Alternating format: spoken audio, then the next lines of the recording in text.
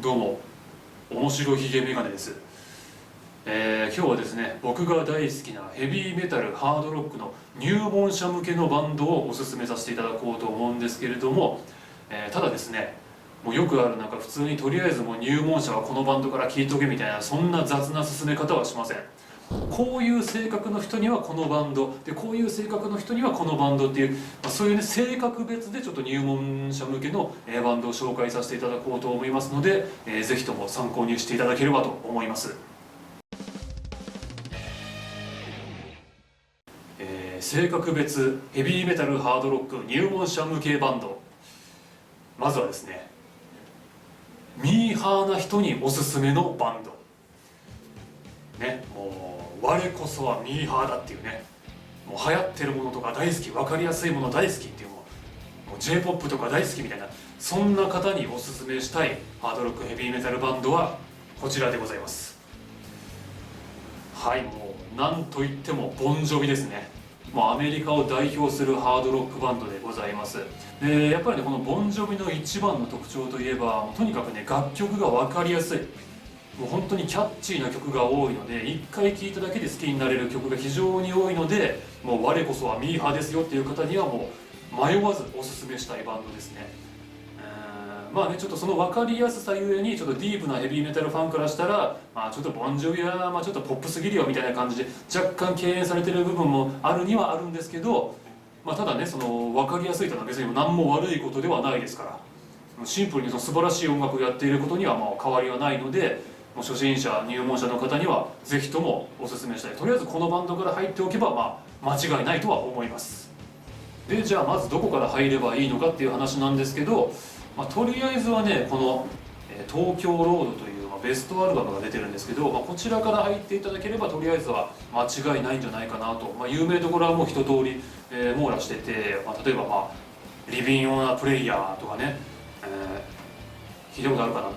Whoa, halfway there, Whoa, living on a prayer っていうね、聞いたことある人も多分多いんじゃないかなと思うんですけど、これなんかも入ってるし、Your love is like bad medicine, bad medicine is what I be, Whoa ってね、聞いたことねえかな、これはね。あと他には、ね、そのネクスト100 years とか、これかつて日本のジャニーズの J フレンズっていうねグループがありましたけど、あの子らに提供した曲で、それをね和訳したのがビーズの稲葉さんっていう、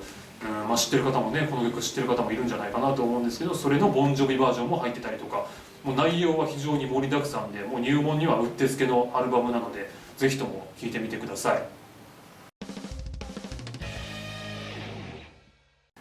続いてはですね、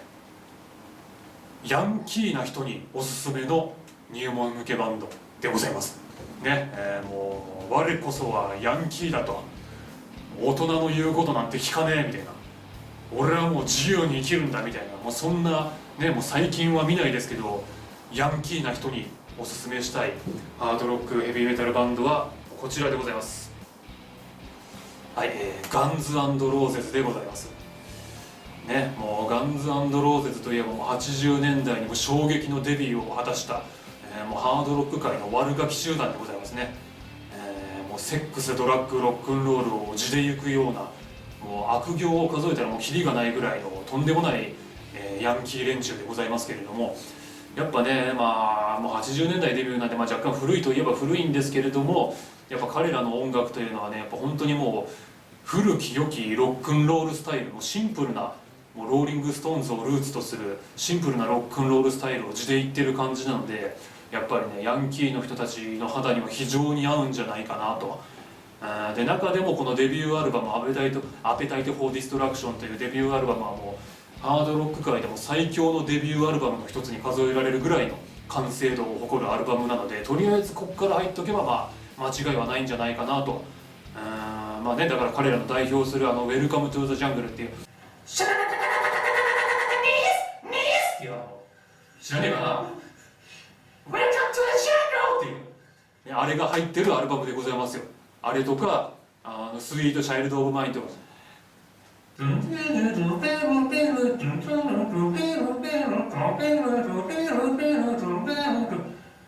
知らねえかな。多分ね聞けば分かるんで、今ギターのフレーズやったんだけどね、多分聞けば分かると思うんですけど、本当にねもうこうご機嫌な、もうなんかすごくこうとんがった感じのロックンロールナンバーがすごくたくさん入っている、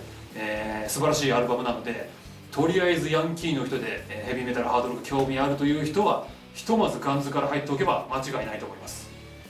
ちなみにね、このガンズも本当にいろんなアーティストに影響を与えてまして、それこそ日本のアーティストにもたくさん影響を与えてまして、ビーズのボーカルの稲葉さんなんかも昔ホットパンツよく履いてましたけど、あれはそのガンズのねボーカルのアクセル・ローズのファッションを影響を受けてそういうのやってたっていうのもあるし、昔なんかそれこそワンズのボーカルだった上杉さんなんかもねバンダナファッションに取り入れたりとかして、それもアクセル・ローズの影響だし、TOKIO のね永瀬君なんかも昔ホットパンツ履いてたりとかして、だからそれもアクセル・ローズの影響なんですよ。結構日本のね音楽界にもいろんなところにこのガンズ&ローゼズの影響っていうのは見て取れるぐらい影響力の大きなバンドなので、その辺もねちょっと意識しながら聴いてもらえればなと思います。続いてはですね、オタクの人におすすめしたい入門者向けバンドでございます。もう我こそはオタクですと、もうアニメとか大好きと、もうファンタジックな世界観大好きみたいな、そんな方におすすめしたいヘビーメタルハードロックバンドがいるんです。それがこちらです。はい、ハロウィンですね。はい、このハロウィンというバンドはですね、ドイツのヘビーメタルバンドでして、80年代にデビューしているもう大ベテランなんですけど、ヘビーメタルの中でもね今いろんな細分化されたジャンルがあるんですけど、その中でメロディックパワーメタルと呼ばれるジャンルのヘビーメタルがありまして、このハロウィンはですねまさにそのメロディックパワーメタルの元祖的存在なバンドなんですね。でそのメロディックパワーメタルの大きな特徴として挙げられるのが、単純にそのファンタジックな世界観っていうのがあるんですよ。やっぱりそれこそ映画で言うんだったらロード・オブ・ザ・リングとかなんかハリー・ポッターとか、ああいう感じのちょっとこう剣と魔法みたいな、ああいう世界観を展開しているバンドが非常に多くて、でハロウィンも例に漏れず、そんな感じの、でもこのアルバムのジャケットなんかを見てもらえばすぐ分かると思うんですけど、結構そういう感じの世界観の、展開している曲が非常に多いので、そういった意味でも結構ねアニメとか大好きなオタクの方には向いてるんじゃないかなと思うんですよ。で、そんなハロウィンの中でも特にこのアルバム「守護神殿第2章」というねアルバムがあるんですけれども、これはもうまさにヘビーメタルの、メロディックパワーメタルの中でももう歴史的名盤として語り継がれている金字塔ともいえる大名作なんですけれども、やっぱねもう一曲一曲非常にキャッチーだし、スピード感もあるし、ヘビーメタルならではのアグレッシブさもありながら、それでいながらもメロディーが非常に素晴らしいという、で世界観は非常にこう壮大なねファンタジックな世界観を展開しているっていうのがあるので、これは本当にオタクな人にはとりあえずこっから入っとけば間違いはないんじゃないかなっていう名盤でございます。その楽曲で言うならね、ただその一般層まで知れ渡っている曲があるかと言われると正直ないんですけど、でもね本当にね一曲一曲も本当に一回聴いただけで好きになれるような分かりやすさがあるので、特に2曲目の「イーグルフライフリー」なんていう曲はね結構ヘビーメタルファンの間ではもうかなり有名なメタルの定番として語り継がれている曲なので、非常にキーが高いんであれなんですけど「イーグルフライフリー Let people see Just make it your way」っていうね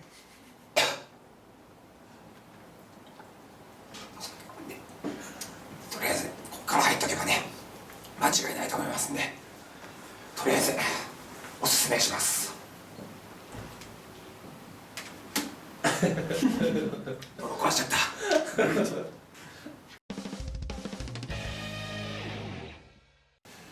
続いてはですね、芸術家タイプの人におすすめしたい入門者向けバンドね、もう我こそは芸術家ですと、もう奥が深いもの大好きと、イマジネーション駆り立てられるような芸術的な作品を紹介してくれっていうね、そんな方におすすめしたい入門者向けバンドがこちらでございます。はい、ドリームシアターというねバンドなんですけれども、このバンドはねアメリカのプログレッシブメタルバンドというね、ちょっと若干聞き慣れないジャンルかもしれないですけど、そもそもプログレッシブロックというジャンルのロックがありまして、これ非常に歴史古いんですけど、60年代後半ぐらいから、すでに存在するジャンルの音楽で、特徴としては複雑な曲展開とあと高度なテクニックっていう、この2つが大きな特徴として挙げられるんですけど、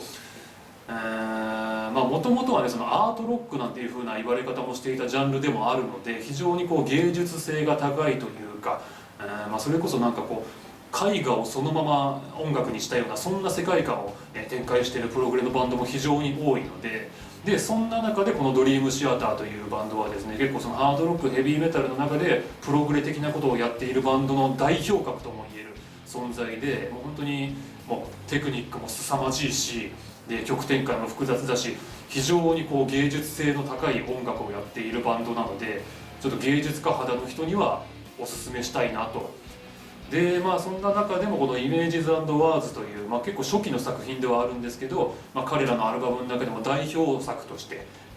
よく挙げられるアルバムなので、とりあえずここから入っておけば入りやすいところなんじゃないかなと、思います。ちょっとねこれもねジャンルがジャンルなんで、もう本当ね一般的に日本のその一般的に知られてるような曲は正直ないんですけど、ただちょっと様式美なんで歌わせていただきます。っ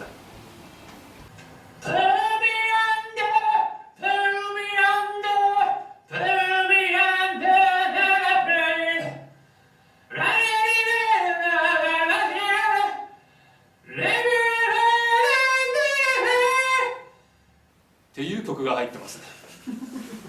ね。いい曲でしょ、すげえいい曲でしょ、こんな曲も入ってるんで、だから結構その芸術家肌の人にはね、アーティスト肌の人には、とりあえずこのアルバム、このバンドのドリームシアターの、イメージズ&ワーズとりあえず聴いていただければ、結構入りやすいんじゃないかなと思います。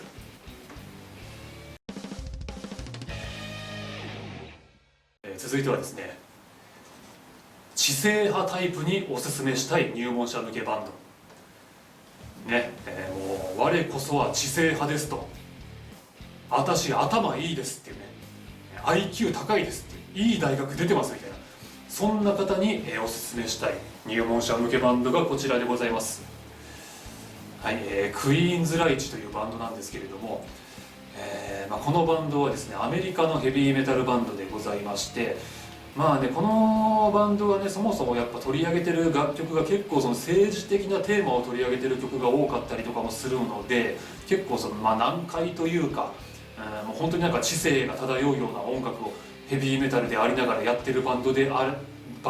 るので、おすすめしやすいかなっていうのと、で中でもねこの「オペレーションマインドクライム」というアルバムなんですけど、これがねいわゆるコンセプトアルバムと呼ばれるジャンルのアルバムでして、どういうジャンルなのかと言いますと、そのアルバムが全体を通して一つのストーリーでつながっているアルバムをコンセプトアルバムと言うんですよ。で遡るとそれこそビートルズの「サージェント・ペパーズ・ロンリー・ハーツ・クラブ・バンド」っていうアルバムからコンセプトアルバムって始まってるって言われてるんですけど、その長いロックの歴史の中でもそのヘビーメタルのバンドで、コンセプトアルバムをやってるバンドもいろいろいるんですけど、そんな中でこのクイーンズライチのこの「オペレーションマインドクライム」はコンセプトアルバムのヘビーメタル界の金字塔と言われているぐらいの名作で、もう本当にね楽曲を聴くと頭の中にもうびっくりするぐらいもう鮮明に映像が浮かぶんですよ。でストーリーも頭の中でもすんごい勝手にイマジネーションがガンガン、駆り立てられるような、もうだから聞く映画なんていうふうにも呼ばれてるぐらいの、非常に想像力を駆り立てられるぐらいもうなんていうか IQ 高めのアルバムなので、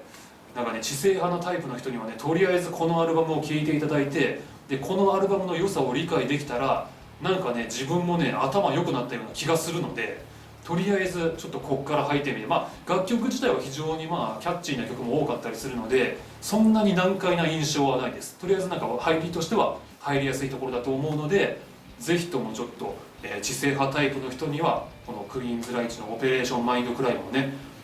聴いていただきたいと思います。だからその楽曲で言うんだったらまあいろんな曲があるんですけど、レボリューションコーディング、レボリューションコーディング、レボリューションコーディング、レボリューションコーディング、レボリューションコーディング、っていう曲がまああるんで、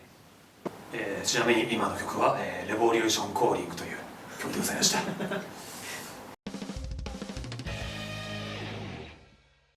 続いてはですね、不満溜まってますっていう人におすすめしたい入門者向けバンドでございますね。もう我こそは不満溜まってますと、もう世の中に対して言いたいこといっぱいあるけどもう溜まっちゃって、もうこの怒りこの不満をどうぶつけたらいいか分かんない、この自分のこの何とも言えないこの気持ちを代弁してくれるようなそんなバンドはいねえかみたいな、そんな方におすすめしたい入門者向けバンドがこちらでございます。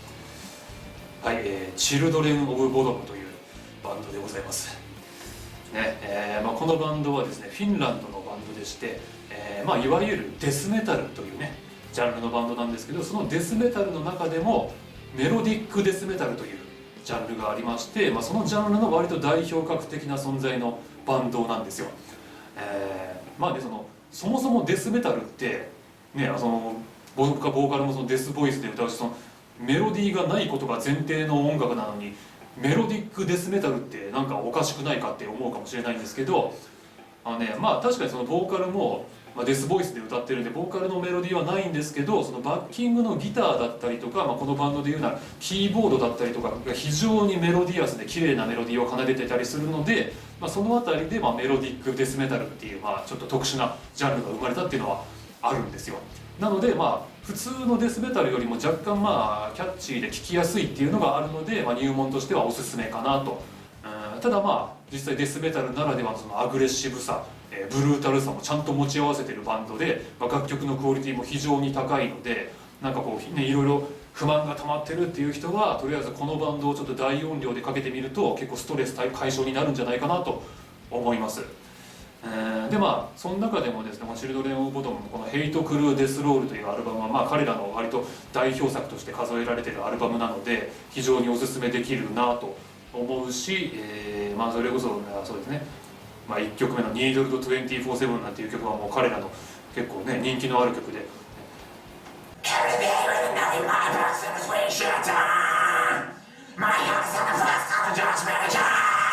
みたいな感じのねすごくアグレッシブな曲なので、もう本当にね怒りが溜まってるぜっていう人はもうこのアルバム、この曲、このアルバムをもう大音量でぜひともかけてみてください。きっとストレスが解消されることでしょう。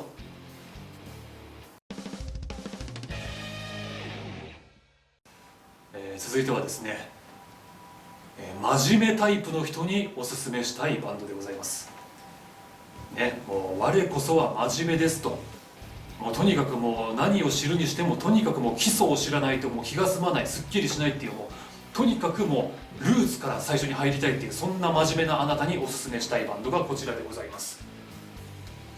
はい、レッド・ゼッペリンでございますね。もうやっぱりハードロックヘビーメタルと呼ばれるジャンルのやっぱ元祖と言われるバンド、それがもうレッド・ゼッペリンなので、もうとにかくもうルーツ一番最初一番基礎の部分から知りたいっていう方はもうレッド・ゼッペリンのこのファーストアルバムからとりあえず聴いてください。ただ個人的な意見を言わせていただくと、レッド・ゼッペリンというバンドはね、今の人の感覚からすると非常に特殊なことをやっているバンドなので、正直言っていきなりレッド・ゼッペリンから入って馴染めるかどうかはちょっと保証はできません。やっぱりねゼッペリンってねちょっと個性的すぎるんですよ、元祖にしては。歌メロもどっかちょっとつかみづらいところあるし、曲もなんか長い曲多いし、複雑な展開の曲が多いし、なんかもったりとしてる曲多いしっていう、だからね本当にね好きになれば本当にね魔法がかかったようにはまり込むバンドではあるんですけど、正直現代の人に入門向けとしておすすめできるかと言われたら僕はおすすめはできないです。だったら同じ時期にハードロックを始めたディープパープル、あちらの方がやっぱ楽曲もキャッチーだし、多分ね知ってる曲も多分皆さん多いと思う。「デッデッデンデッででれーんってスモークオンザウォーターとかでれれれれんれれれれんれれれれれれれれれってね、バーンとかね、あの辺のやっぱ聴いたことある曲が多いで言ったら多分ねディープパープルの方が多いと思うんで、入りとしてはディープパープルの方がおすすめできますけど、いやもう私はもうそれじゃすっきりしないと、何でもとにかくもう一番最初から始まったところから聴かないとすっきりしないんだっていう方はとりあえずレッド・ゼッペリンから入ってください。もうここからハードロックというジャンルは明確に始まったので、唯一ちょっと日本人の方にもしかしたら入りやすいかなって思えるところで言ったらビーズの松本さんがねソロの作品でねカバーしてる曲がこれに入ってるんですよ。コミュニケーションブレイクダウンという曲なんですけど、コミュニケーションブレイクダウン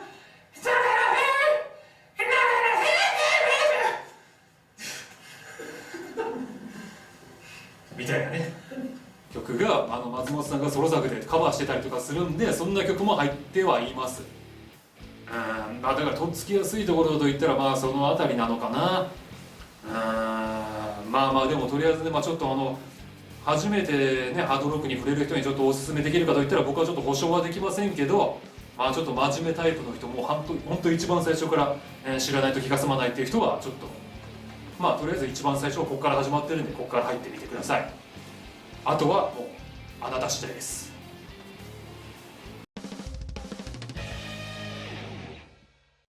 はい、というわけで、性格別ヘビーメタルハードロック入門者向けバンドを紹介させていただきました。それぞれのタイプの人にね今日は紹介したバンドを聴いていただいて、もし気に入っていただけたら、そこからさらに視野を広げていただいてより深いハードロックヘビーメタルの世界に入っていただければなと思いますんで、ぜひとも皆さんでね、ハードロックヘビーメタルの世界をこれからも盛り上げていきましょう。で僕も引き続きね、今後も紹介できる限りはもう喉の続く限りはいろんなハードロックヘビーメタルの名曲を紹介していきたいと思いますので、ぜひともお付き合いいただければと思います。ということで